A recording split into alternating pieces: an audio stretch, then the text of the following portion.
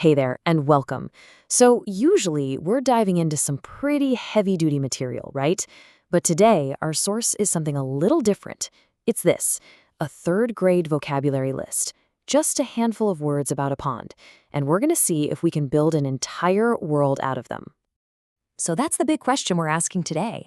Can you take a list of totally disconnected words and find a story hidden inside? Think of it like a puzzle. We've got all the pieces right in front of us. We just need to figure out how they click together. And here they are. These are our 9 puzzle pieces.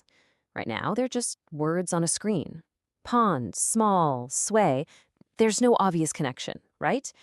But just watch what happens when we start arranging them, not in the order they're listed, but with the logic of a story. Okay, so every good story has to start somewhere. It needs a setting. So let's begin right here, at the pond. This word immediately grounds us. We have a place. And the definition itself, a small area of still water, it already gives you this calm, quiet feeling. And check this out. The source's own example sentence starts to fill in the details for us. You can almost see it, can't you? The still water, a couple of ducks just gliding by. This is our opening scene. All right, we've got our location. Now let's add a little bit of atmosphere, a little bit of life. The word sway brings this gentle movement into our otherwise still scene. It kind of suggests the soft, natural rhythm of the outdoors.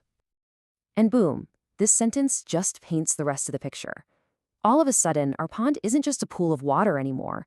It's surrounded by these tall, beautiful trees, just moving in the breeze.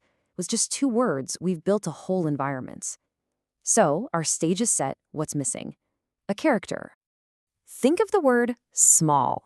As our camera lens zooming in, we're going from this wide shot of the whole pond, and we're focusing on one specific, tiny detail. It's the perfect word to introduce our hero. And there it is. Just like that, our main character enters the scene, a small bird perched on a branch of one of those swaying trees. So now we've got a setting and a character. But every story needs a plot, right? Something has to happen. And now, the egg. This word is the engine of our story. It's what gives it direction. It introduces this sense of anticipation, this promise of something new. Now we have something to watch, something to wait for. Perfect. See? Our small bird now has a purpose. It's not just sitting there, it's guarding this egg. We've got the whole setup, a quiet pond, a tiny bird, and an egg that holds the future. So, what happens next? We need some action. The word crack. This is where we get our first real moment of tension and excitement. Something is about to change.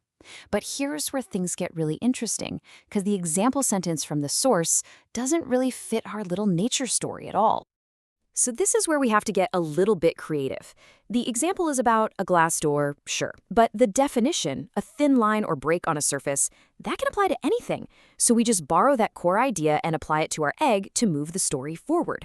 We're not just reading the list anymore, we're actively building with it. The crack appears. And what comes out? Something cute. This is the emotional payoff. This is the moment we've been waiting for. But once again, if you look at the source's example, it takes us somewhere completely different. And this is a really important trick. We're borrowing the feeling of the word. The definition, pretty or sweet in a way that makes you like it, does that work for a fluffy, newly hatched bird? Absolutely. It doesn't matter that the example was about a puppy. We're using the core idea in our own story.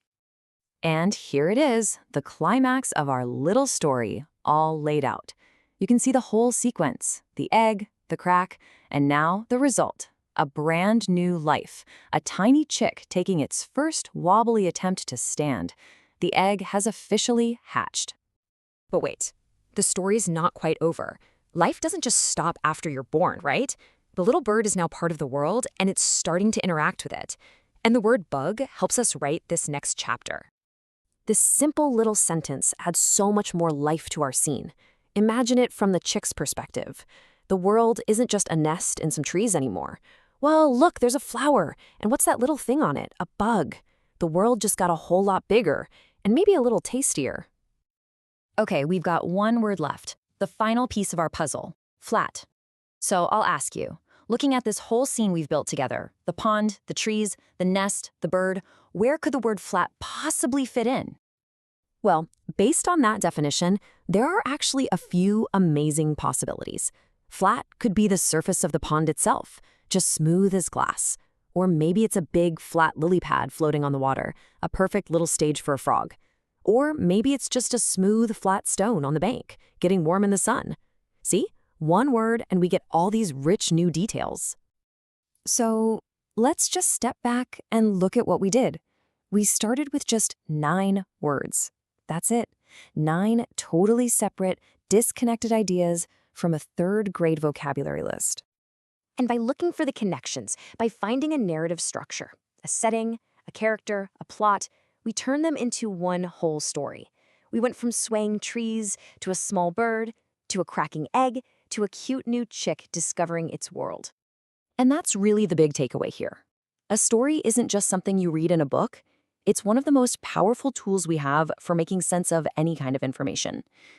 So the next time you see a simple list or a spreadsheet or just a collection of random facts, ask yourself this question: what hidden stories are just waiting to be found? Thanks for watching.